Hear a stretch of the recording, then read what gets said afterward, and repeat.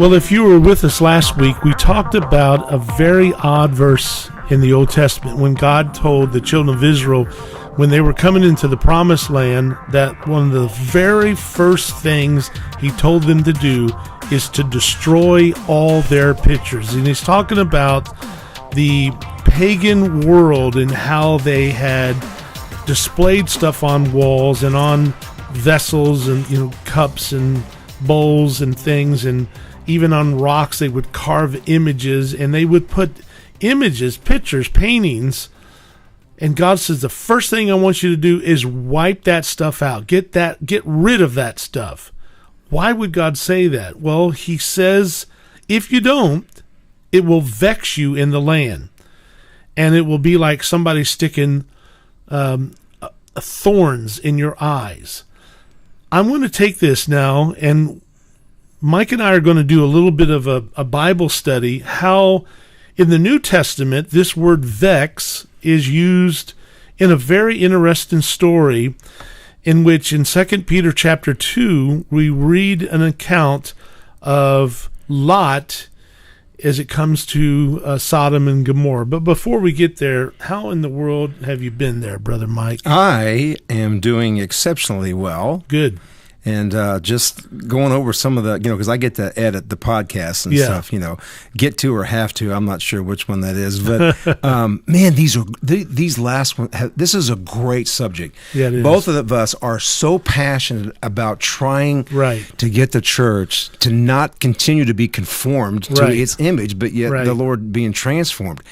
And I'm telling you, the biggest thing that we've got to deal with is the media. Right. I mean, the music, the movies, the Facebook apps, all the things that come right into our palm anymore. Right. Oh, man, brother. And technology has made it even that more intense because what is it, algorithms or something? They say if you go to a certain website and you click on a particular blouse or a pair of shoes or a tool that you're wanting, all of a sudden you get back on Facebook and the next thing you know, it's popping up that very same tool that you were looking, that Craftsman tool. Brother, I'm telling you, I think they listen in. I'm not like, I was like told Kimmy, we got to get some tires for the car. I get back on Facebook, and Firestone's running across. It's like, what is up? That's man? Funny. Yeah. And it probably happens. Yeah. Who knows? Yeah. But let's go to this verse. This 2 Peter. Yeah, okay. 2 Peter chapter 2. And, we are talking about what God did on judgment to Sodom and Gomorrah. And look at what it says.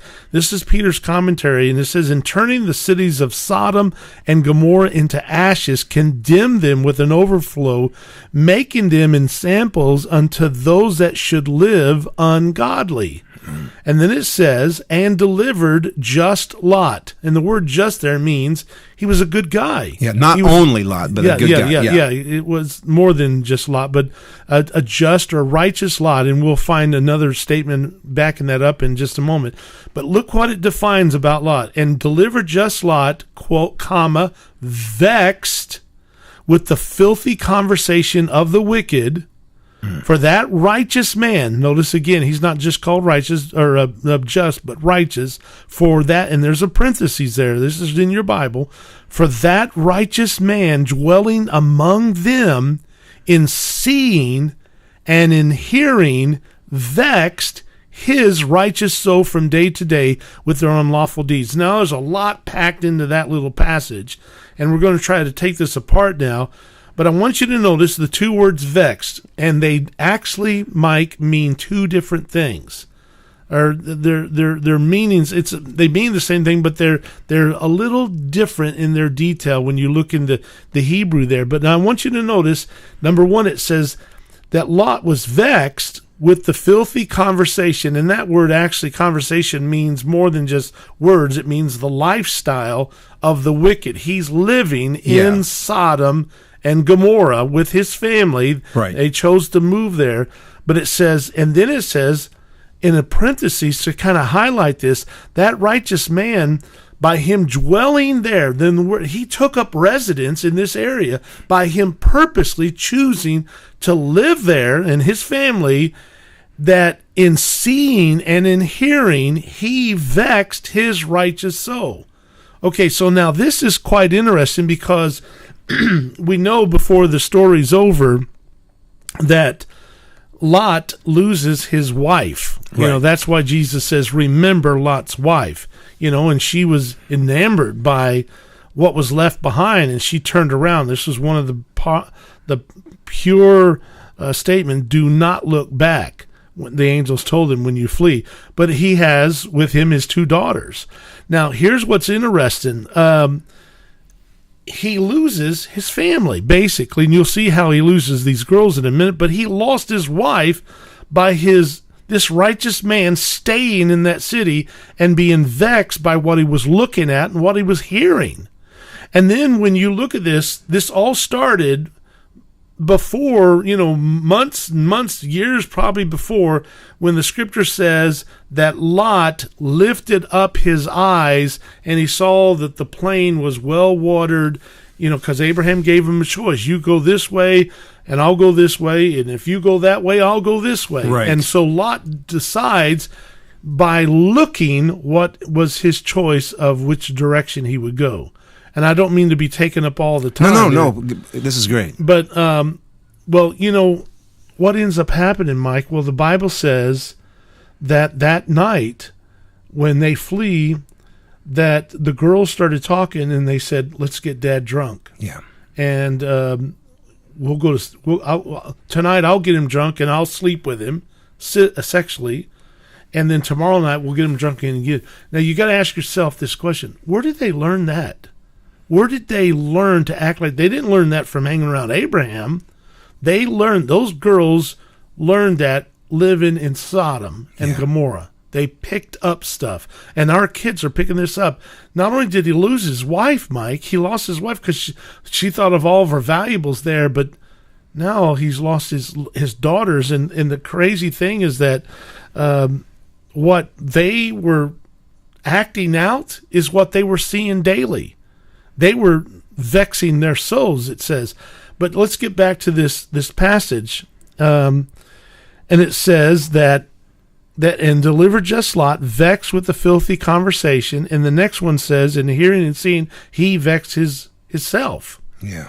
Now, here's the thing that's interesting. In the first reference where it says he was vexed with their filthy conversation, the Greek word there means that he is being worn out by it. He's been harassed. It oppressed. I mean, he's looking at this and he's listening to this and he's seeing this stuff. And because he's a just man, he says, this is disgusting. I can't believe what I just saw going down the street there. He was seeing this and it just wore him out. And you have to ask yourself, how many times have we seen things that it just spiritually, it just drains us. Right. And here, God delivered Lot, being a just man who was harassed and burdened down and worn out by the filthy lifestyle of the wicked that was around him. And you've got to stop and think, that's normally where most Christians are. You talk to an average Christian, I just can't believe how nasty the world's getting. Man, I can't believe how nasty television's getting there, the movies. I can't believe all this. But the next time when you think about this, you have to ask yourself, why is it that we bring in this filth into our home? And if you look at this picture, this is really what some people are doing. They're allowing the sewer line to dump on them through their television.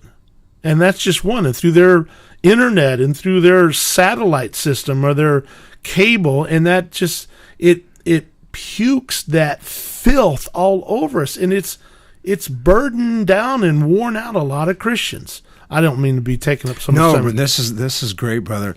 We're coming up on the break, but when you were saying something about Lot's daughters, like you said, they learned that. They didn't learn that from mom and dad. They were assimilating. They were being conformed to what the culture was around them. And does that not ring a bell? Some of us that have teenage daughters, when they want to buy that certain dress or those pants, right, and those skin tight pants that, I mean, they're just, some schools have actually, the schools of my granddaughters, they have outlawed those yoga pants, right, because they look like they're spray paint. I mean, they're just, okay. and because of what it does to young boys. But it's any wonder that when we let all this stuff come into our house, and the advertisements, the commercials, and the girls want to do that, and we get to the point where we just let them dress how they want, right? And then they find themselves in trouble one night, right? And we want to blame somebody else. Wow. I don't know if I'm making any sense. I know in my head's what it is, but right. This is powerful stuff, Johnny. Yeah. I mean, it really is. This is so desperate. So I'm confident I don't even have to say this, but stay tuned. We'll be back with more right after this.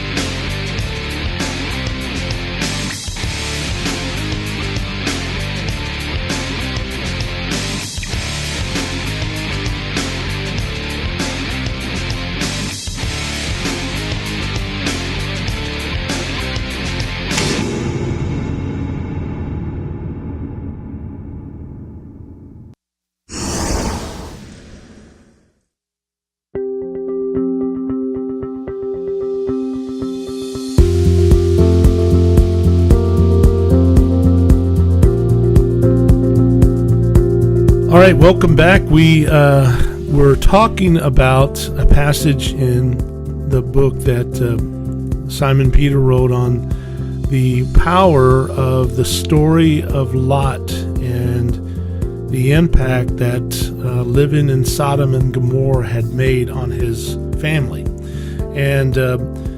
And the word vex is a word that is used twice there, and we'll come back to the passage in just a minute. And it's, by definition, the word vex. It's an old King James word. It means to be harassed or to be burdened down and to be worn out. And God told them in the Old Testament, if you don't destroy their pictures, it will vex you in the land. It will wear you out.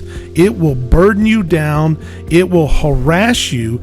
And I'm telling you, either we're going to be aggressive and get this garbage out of our lives, out of our homes, out of our families, or we're going to have to be fighting this stuff for the rest of our life.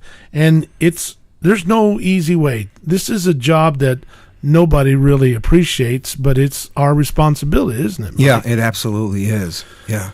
Well, so anyway, we get back to the 2 Peter chapter 2, and it says that God had delivered just Lot, vexed with the filthy conversation. And again, all I did was go to a Strong's Concordance. If you go to Strong's, the Greek number 2669, and it literally means to labor down, to wear with toil. And it's translated throughout the Bible as oppress or vex. And so really what God is saying here, or what Peter's saying here, is that God delivered Lot, being a just man, but he was harassed, he was burdened down and worn out by the filthy lifestyle of these wicked people that was being displayed before him. But then the next verse says, in parentheses, now this is really interesting. It says, that righteous man dwelling among them in seeing and hearing. Now let's stop there for just a second, because the next word's vex there. But that, number one, I want you to notice it says he was a righteous man, but notice it says by him staying there, by the fact he would dwell there. He wasn't a visitor to Sodom. He was literally sitting at the gate, which gave the impression that he was in some form of leadership, a governmental leadership, and he sat with the elders in the city. And when these angels had come in, but anyway, it says, But him staying there, him living in Sodom with his wife and daughters, and by seeing and hearing, here's the two gates there you go. Into your spirit, by seeing and hearing, now watch this, he vexed his righteous soul from day to day with their unlawful deeds. So in other words, and the word there is it's the same word translated vex, but it's a completely different word. It means to torture, to pain, to torment, to toss, and to vex. That's how it's always translated. And here's the point. When you look that it says it comes from the Greek number 931, and that word, now here is what's crazy, Mike. It is the word to the notion of going to the bottom, and then it uses the phrase touchstone. Touchstone. Yeah, and we'll come back to that in just a second. So ultimately what Peter's saying here is purposely staying in Sodom, this righteous, just man called Lot, he tortured, not only did he wear himself out, but he tormented, he touchstoned his righteous soul by what he was watching on a daily basis, by what he was hearing on a daily basis. He sat there, Mike, and he touchstoned. Now, here's what's interesting. I did not have any idea what this meant. I'm going through Arkansas. We had held a meeting in the South, and we're driving through, and Arkansas has a lot of these little side things on the roads where they have stones and stuff. And I thought, I'm going to pull over there. They got all these different stones. I'm going to go there and ask if he can tell me what a touchstone is. And so I pull in. Here's this gigantic building with every kind of stone you could imagine. And I said, can you point me to the manager? Oh, yeah, he's over there. So I went over to him, and I said, sir, what is a touchstone? Yeah. And he said, oh, that's a very interesting stone. It was very important when the settlers were crossing our land, in the early settlements. And he said it was something that they would use to leave, to test gold and to see if gold was genuine. They'd take the gold and he said it's a black stone, a flat black stone, and they would take and scrape it, and if it would leave a mark, they could tell what it was.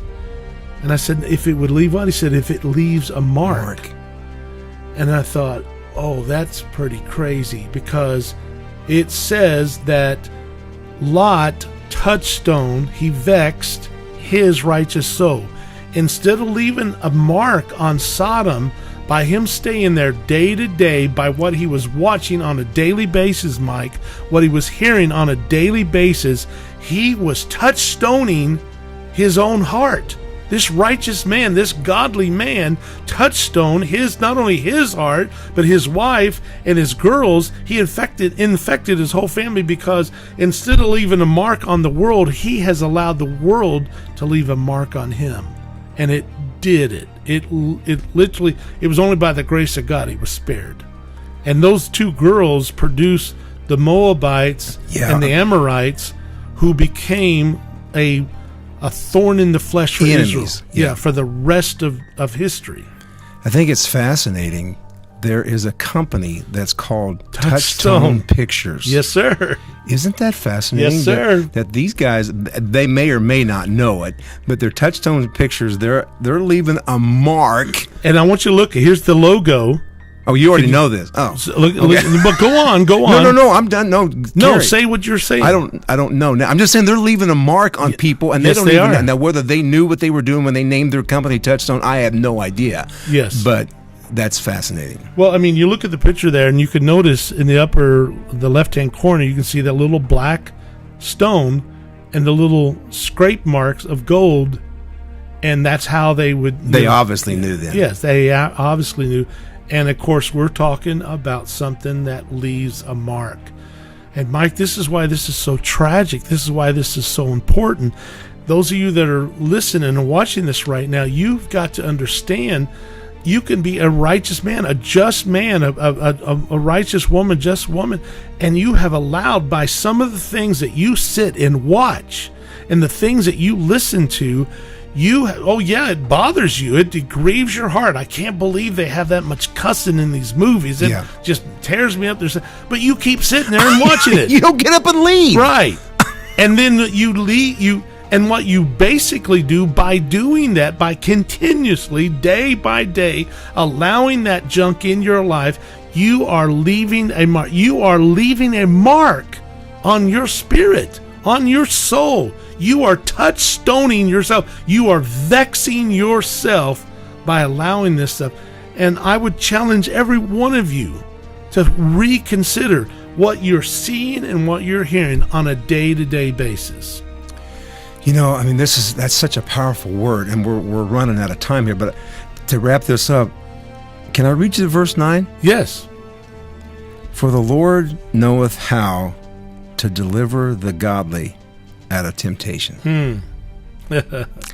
Because I know, because I'm sitting here, and I don't have any children at home still, but I'm reliving my past as you're talking through here, and the things that, in retrospect, I wish I would have done differently. Yes, me too, buddy.